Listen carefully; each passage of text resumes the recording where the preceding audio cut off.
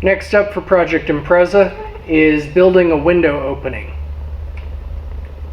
This piece of the car is original from a sedan or wagon, and this piece is as well, but this is the passenger side turned around on the driver's side to have the correct angle. The middle of the B-pillar I built, and this is all original, but this has to get moved to meet this. So before I do any of that, I'm going to take the top of the original front door and use it as my guide for the window. Now, there's some real subtle differences between the coupe, wagon, and sedan, and one of them is that the angle of the trim on the top of the front door is different.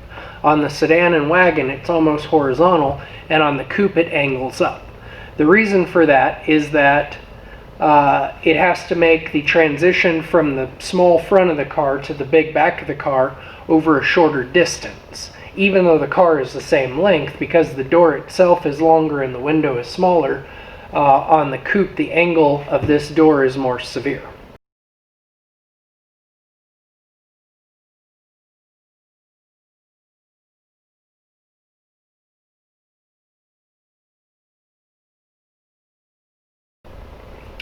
So to get everything to match this body line back here, I'm going to have to change this slightly and get it to line up all the way across so that the line is the way I'd like it. A lot of cars are not like that. A lot of cars have the back fender trunk transition higher up than the window, like a first gen Subaru Legacy. But I like the look where everything on the top is lined up, as if the top is a separate piece from the rest of the car, like a first generation Eclipse or 240SX. So this will have that same presentation. This is the top of the front door. I've already trimmed it some to get it to fit where I'd like it to sit. So the idea is to put it here and have the top of the two panels be perfectly straight. And to do that, everything will line up. It'll make building the wider fender easy, and it'll keep the line nice. I'm going to make a piece of trim that looks like the original trim, but is metal, no rubber, and will fit on and have bolts that'll bolt through the window, so it'll make a sandwich of trim, window, metal, and then the nuts on the back. And that should keep everything nice and sealed and no leaking. But I want to get the spacing all right, so I'm going to use the original trim to mock everything up, and then I'll remove the trim and close it in and build all the pieces that attach the new top of the fender to the rest of the car. And the lines don't match up perfectly as it is.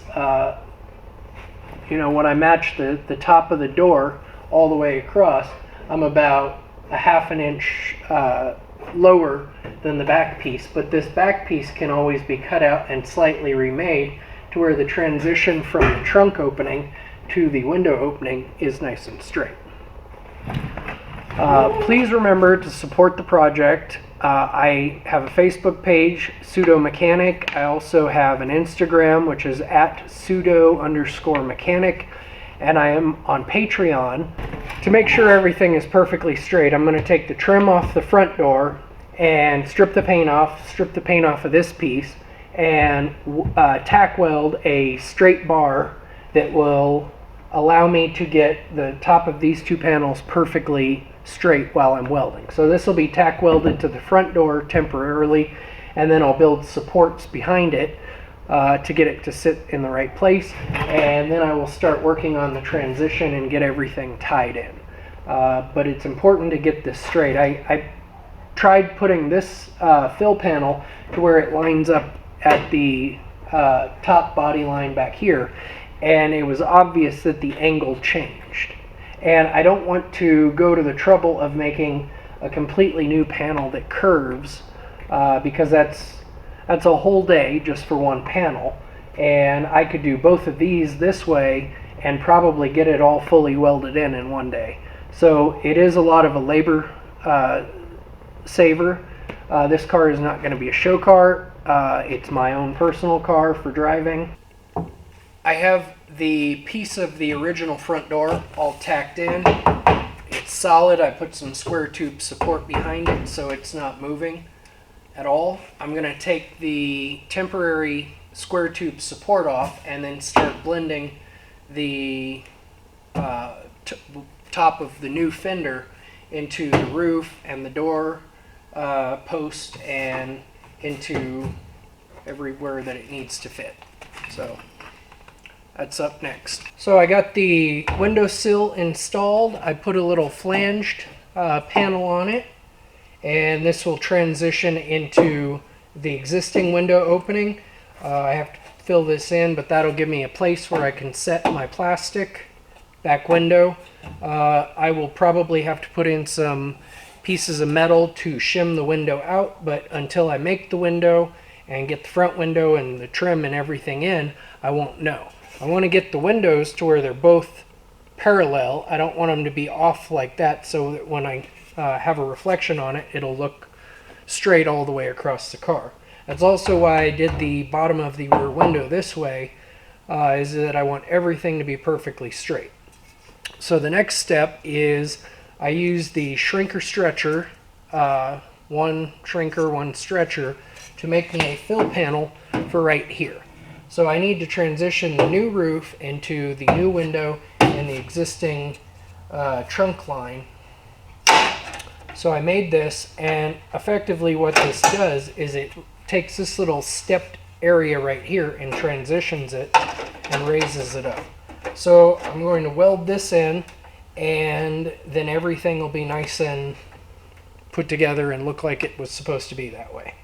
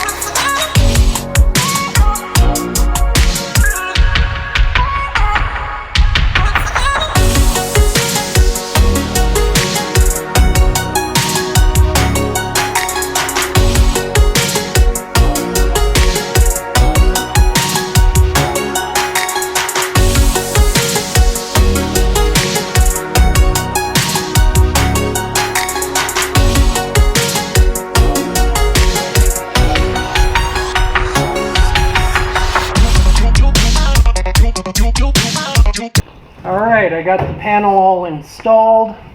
Windowsill is good. The plastic will sit in here. And this piece of metal smooths the transition from the straight line here up to the trunk lid. Of course, I still have to do a lot more welding, smooth it in, and trim this back. It is going to have an over fender. I have to build it still. So until I build an over fender, this will stay, and this will stay, and this gives me something to aim at with my new over fender. So there it is.